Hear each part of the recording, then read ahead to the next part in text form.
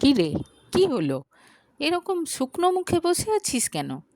আর বলিস না, এই মেয়েটাকেও পটাতে পারলাম না, আজকেই ব্লক করে দিয়েছে। এবার না ফ্রাস্ট্রেশনে মরে যাব ভাই। কিছু একটা কর। এখন বলে কি হবে? যখন বলি এরকম করিস না, তখন তো আমার কথা শুনিস না। আমার কথা মতো যদি চলতিস তাহলে দেখতিস কবে তোর বিয়ে হয়ে যেত। এরকম ফেউ ফেউ করে মেয়েদের পেছনে ঘুরে বেড়াতে হতো না। বন্ধু প্রীতমকে বলল অমিত। 2 বছর হয়ে গেল বিয়ে হয়েছে অমিতের, কিন্তু বন্ধু প্রীতম এখনও অবিবাহিত।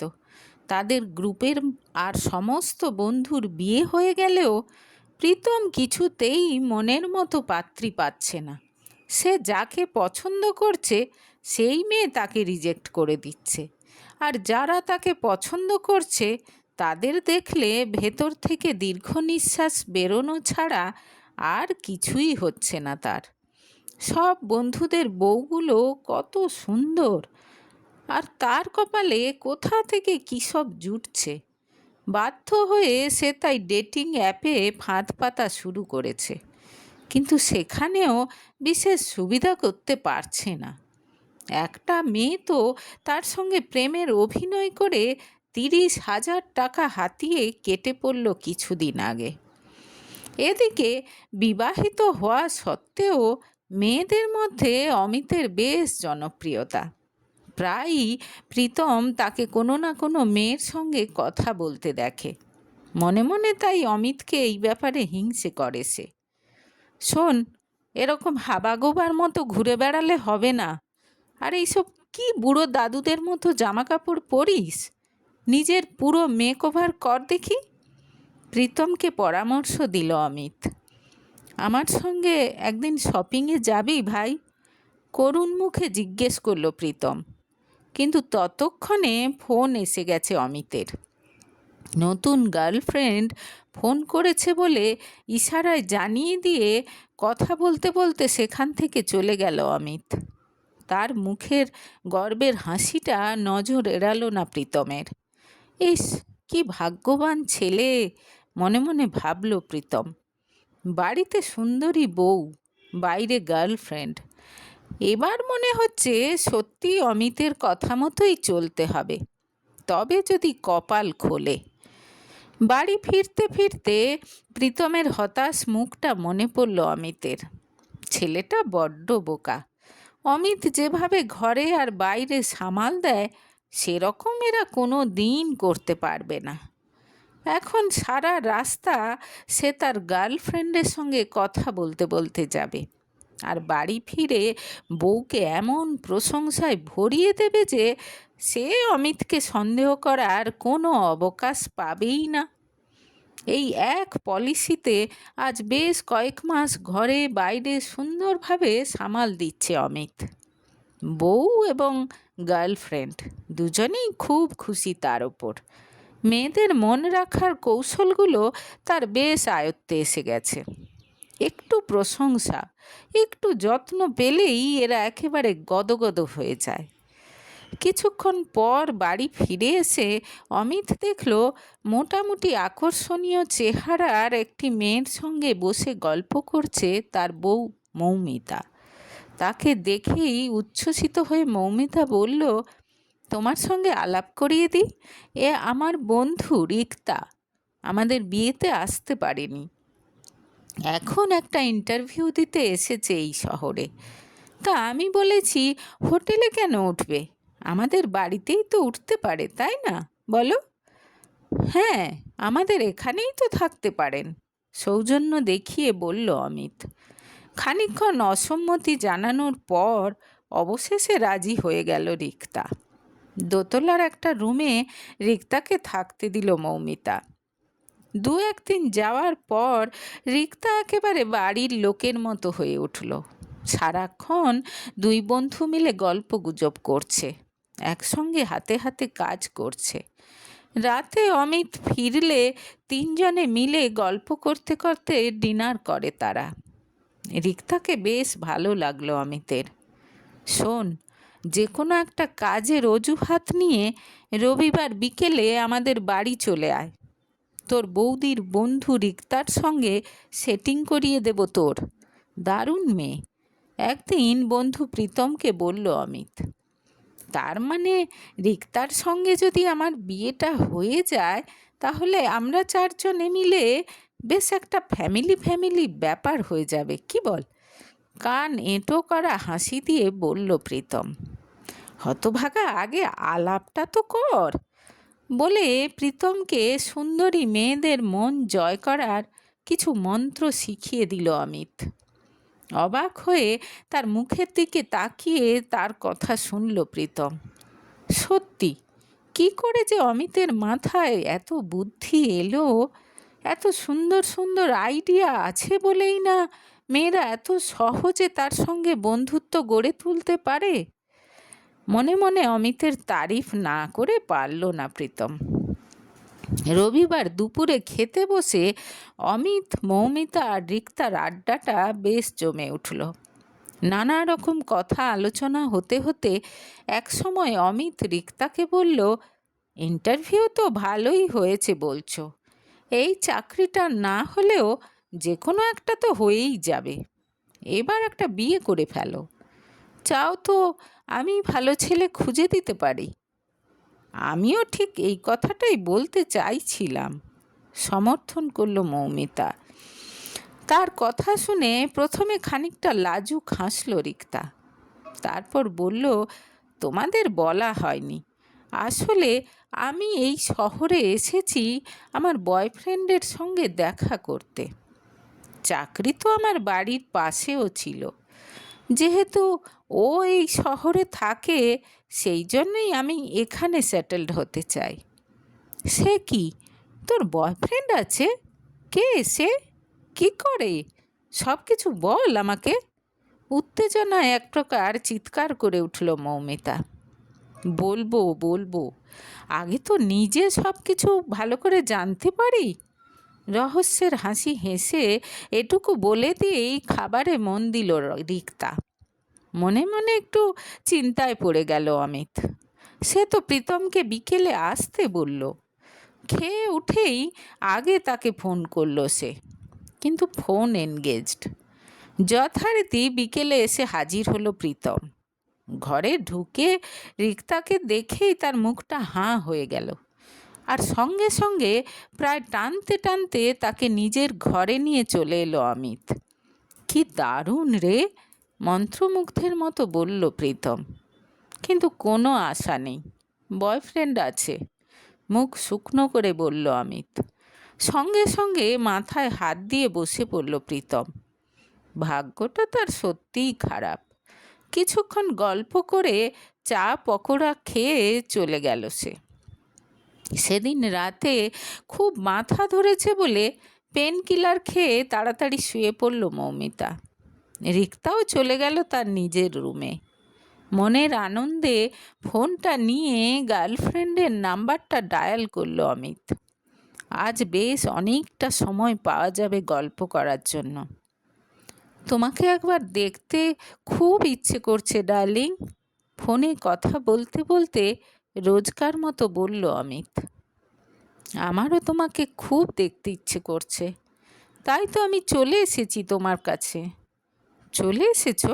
কোথায়? তোমার শহরে চলে এসেছি ডার্লিং। এখন আমরা দুজন একই শহরে আছি, একই বাতাসে নিঃশ্বাস নিচ্ছি। একবার বাড়ির বাইরে এসে দেখো, আমার শরীর ছুঁয়ে যাওয়া বাতাস চুমু খাবে তোমার কপালে। আবেগঘন গলায় বলল অমিতের প্রেমিকা নীলা। সঙ্গে সঙ্গে বাড়ির বাইরে চলে এলো অমিত। ফোন কানে রেখেই চোখ বন্ধ করে বড় করে শ্বাস নিল। তোমার শরীরের সুগন্ধ পাচ্ছি নীলা। তাহলে বলো কোন পারফিউম? করে নাক টেনে ঘুরে দাঁড়াতে যেতেই হঠাৎ কারো সঙ্গে যেন ধাক্কা খেলো অমিত। এখানে আবার কে? এ কি রিক্তা, তুমি? তুমি এখানে? একেবারে আকাশ থেকে পড়ল অমিত। আমারও তো সেই একই প্রশ্ন। তুমি এখানে কি করছো অমিতদা? এতক্ষণ কি আমি তোমার সঙ্গে কথা বলছিলাম? পরস্পর ফোনের দিকে তাকিয়ে দুজনেই নিশ্চিত হয়ে গেল যে একে অপরের সঙ্গেই কথা বলছিল তারা। দুজনেই হাঁ করে ওর মুখের দিকে কিছুক্ষণ তাকিয়ে রইল। তার মানে তুমি তুমি এতদিন রাহুল নামে আমার সঙ্গে গল্প করছিলে? প্রায় চিৎকার করে উঠল রিক্তা। চুপ রিক্তা, দয়া করে চুপ করো। তুমি এত নীলা নামে আমার সঙ্গে গল্প করছিলে। ফটোটাও তো অন্য মেয়ের ছিল, খুব সুন্দরী কোনো একটা মেয়ে। তাতে কি? আমি তো আর তোমার মতো বিবাহিত নই। ডেটিং অ্যাপে কেই বা নিজের সত্যিকারের নাম ঠিকানা দেয়? আর তুমি কি করেছিলে? একটা পুরুষ মডেলের ছবি লাগিয়ে রেখেছিলে। আচ্ছা আচ্ছা, ঠিক আছে, এখন তুমি দয়া করে একটু আস্তে কথা বলো, হাত জোড়ো করে অনুরোধ করল অমিত। কেন? মৌ জেনে যাবে সেই জন্য?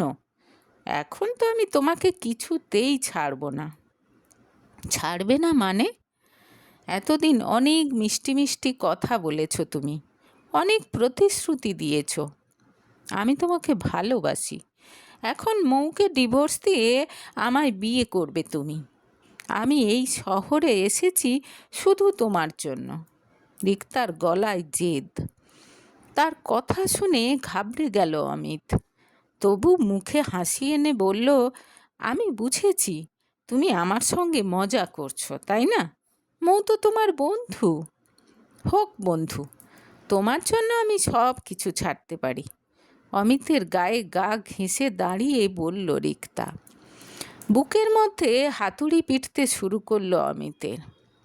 কোনো মতে বলল, আচ্ছা রিক্তা, এখন তো অনেক রাত হয়েছে, যাও না, এখন গিয়ে শুয়ে পড়ো। এখন তো না হয় শুয়ে পড়ব, কিন্তু মনে রেখো আমায় তোমাকে বিয়ে করতেই হবে। আঙুল উঁচিয়ে বলে দিয়ে চলে গেল রিক্তা। অমিত বুঝতে পারল তার সারা শরীর ভিজে গেছে ঘামে। এ তো ভারী মুশকিলে পড়া গেল। কি করবে সে এখন? ঘরে বাইরে এত দক্ষতার সঙ্গে সামলে এসেছে সে এতদিন, কিন্তু এ যে একেবারে শিওরে সমন। আকাশ পাতাল ভাবতে ভাবতে গিয়ে নিজের জায়গায় চুপচাপ শুয়ে পড়ল সে। কিন্তু ঘুম কিছুতেই আসছে না তার।